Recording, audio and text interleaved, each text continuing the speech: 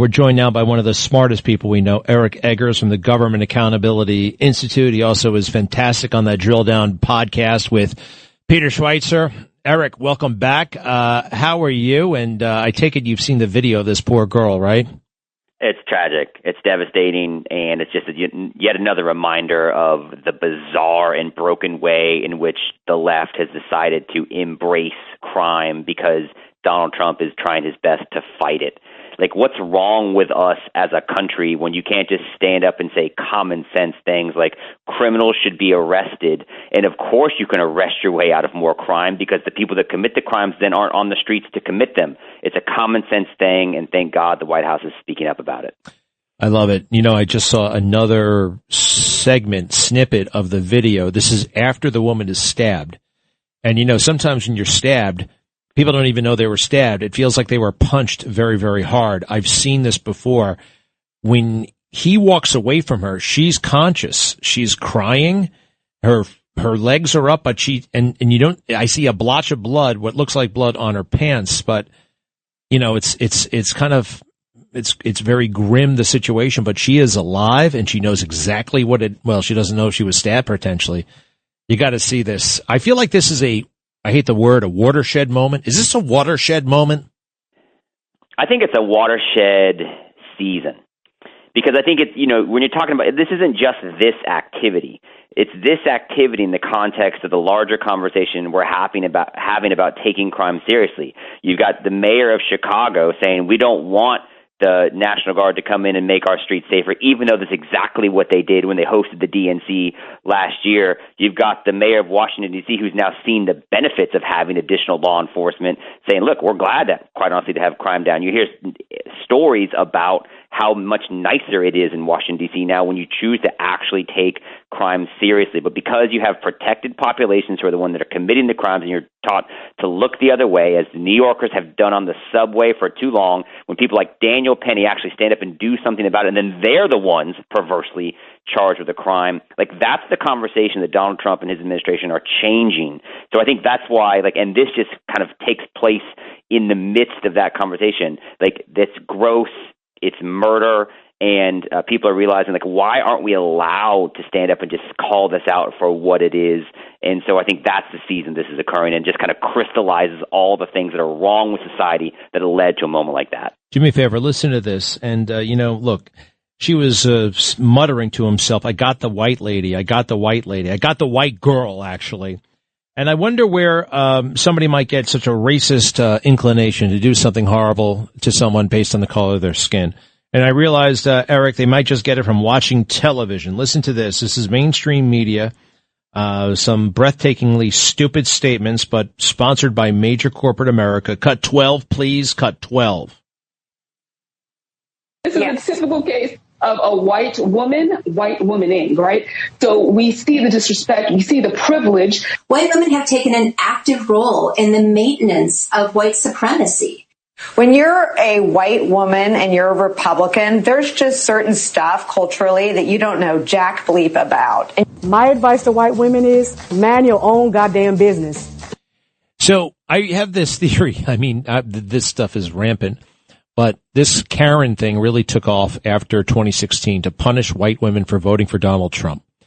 And the idea that if you step out of line and you happen to be a white woman, you could be totally canceled. Oh, by the way, for nothing. And I feel like this is, we're seeing the result of that kind of propaganda campaign. You think I'm crazy? No, I don't think you're crazy. I actually think it's the marriage of both. I think it's the marriage of that, and that's a great insight. And it's the marriage of a few different strains. It's the summer of 2020 in which we were taught that black victimhood was to be elevated at the expense of respect for law and order. Right? I mean, cops became the bad people, and drug addict criminals like George Floyd were the people that we have mayors like kneeling and weeping at their funerals. And then, so because of that, right, then we were told that, this is the summer 2020, you're not allowed to go outside, except for the dang CDC then comes out and says, well, if you're experiencing racism is actually much worse than anything else, including COVID, so go do your thing. And so people did, and there was all kinds of destruction and property crime and everything else, but it was rationalized and justified because of the larger system of white oppression. And then, so since that that's an impossible thing to fix. So then that sense of entitlement and justification never goes away. And I think that's what you see kind of fueling the mentality of this person who committed this heinous act. And then, by the way, you've got the fact that, like, in these cities, we actually did a podcast on the Trump D.C. national troops, and we talked about the most crime-ridden cities in the country. Charlotte, by the way, is in, I think, the top 10. So, and they're all, fun fact, guess which political party runs them all? It's not Republicans. So, I mean, this is unfortunately, like, it was Charlotte this time. It could have been Nashville. It could have been Portland. It could have been Chicago. It could have been Houston. So you have all these unfortunate strains, and they've led to this watershed moment, as you correctly articulated, and people are like, look, we got to do something about it. And so I think, ironically, Washington, D.C. is the first, but will not be the last city in which I think steps are taken to make sure crime is taken much more seriously. So let's face it, there seems to be well, we just talked about it, but there's a racial component to a lot of this violence, and it's perpetuated, I think, certainly by the Biden administration. They were yelling and screaming about how white supremacy was the number one national security threat to America, which was false, which is a lie. But they fueled racial hatred. I feel like fixing that, I actually feel like it's fixable. But people have to start being honest about the problem. And, you know, I think the problem is one of the main problems that gets totally overlooked because it's too touchy to talk about is absentee fathers in the black community. I hate saying black community, by the way. I hate saying white community as if it's a community. But whatever, if you look at the numbers, there's a crisis of fatherhood in the black community. And Barack Obama went there once, and he didn't do it again because Jesse Jackson threatened to cut his scrotum off. So how does the society start addressing this? Because I feel like if we really, really, really said it out loud, I don't know. But if you can't say it out loud, you ain't going to fix it. Well, that's exactly right. And by the way, not being able to say stuff out loud is exactly what the Obama presidency did to America, because we were scolded and lectured and sneered at and told that for the first, Michelle Obama said, I've never been able to be proud of my country until my husband was elected, right? As if everything else was meant to be some sense of shame because of unfortunate aspects of slavery. It's a real thing. I mean, it's a very interesting culture dynamic, and it's very personal to me, Greg. I don't know that we've talked about this. I know we've talked about me being a foster and adoptive parent, but like as an adoptive parent, I have a child who's adopted from foster care who happens to be black. My daughter's black, and and she's going to have a tough time, or she has to kind of figure out what it looks like, because she doesn't just have a white dad. She's got like a white conservative podcast dad, So it's like, and so we have to have real conversations about this stuff. And she's seen for the first time, hey, like, not everything's the same. So there isn't it's not uniform, but there are places where clearly she feels safer than others. And, there are good people that are in the black community.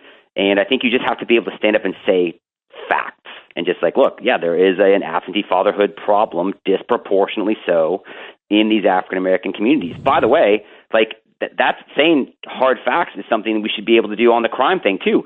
Like the mayor of Chicago, by not taking crime seriously, he's overseen disproportionate crime, violent crime, and murder happen to blacks in the city of Chicago. Like the stats bear that out. But those are the things people don't want to say because they don't want to be called racist. So to answer your question, step one is just be able to speak truth and not worry about how it's going to come off. And just as long as you're speaking truth and leading with facts, that's the only way to have an honest conversation. Why is there never any turnover in terms of political leadership in blue cities? Hardly ever.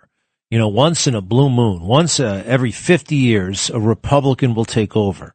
Happened twice in New York City with Mike Bloomberg and Rudy Giuliani.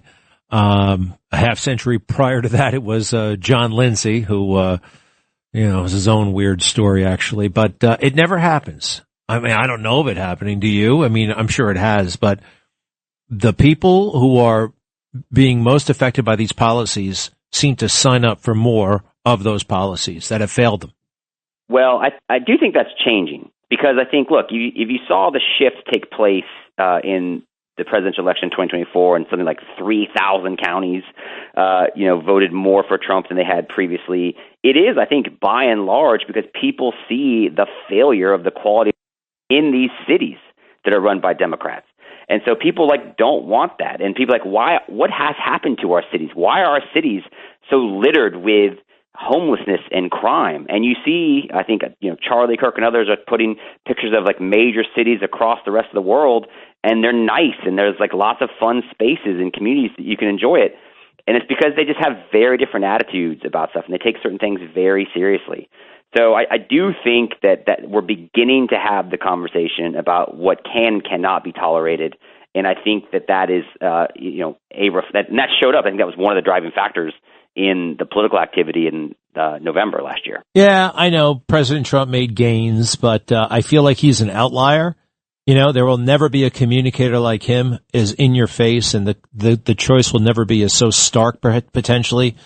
So, and let's face it, he didn't win. I mean, he didn't win these blue cities. He may have done better, but he still lost, by a landslide. Went from 20%, 10% to 30%, 35%. That's still known as a landslide defeat.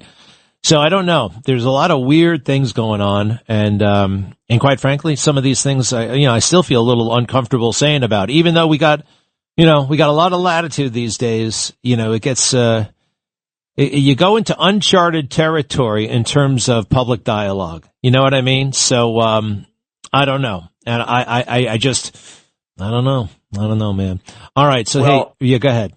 Well, I'd say you may not know, but I do think that actually is the greatest service that the Trump administration is providing to us these days. Is they are saying, think about the clip you just played, right? It took 3 weeks for anybody to talk about this thing in Charlotte. And then the Free Press finally reported on it, but it still, I don't believe, has been on any mainstream news outlet because the image of a black man murdering a white woman is somehow politically incorrect, even though it's just the news. So I think that the Trump administration is doing the country a service by taking up space and pushing the boundary of what we should be able to talk about. And I think that's incredibly valuable. Yeah. But you know what? We also have this problem with conservative media that we become full-time media critics. Oh my gosh, I can't believe CNN didn't report this, or I can't believe CNN reported this that way. And half of Fox News is Jesse Waters and the others, screaming about something stupid CNN did, instead of telling the story from the get-go. So much work to be done. And Eric Eggers, we're so pleased you're involved every step of the way. Check out the Drilldown podcast. And Eric, it's always great to talk to you. Thank you, sir.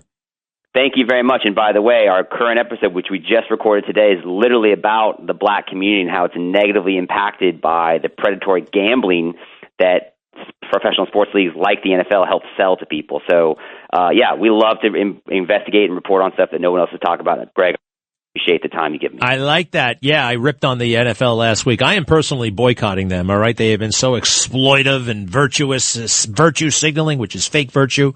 And I didn't know that about the gambling sites. Wow. All right. Thank you, pal.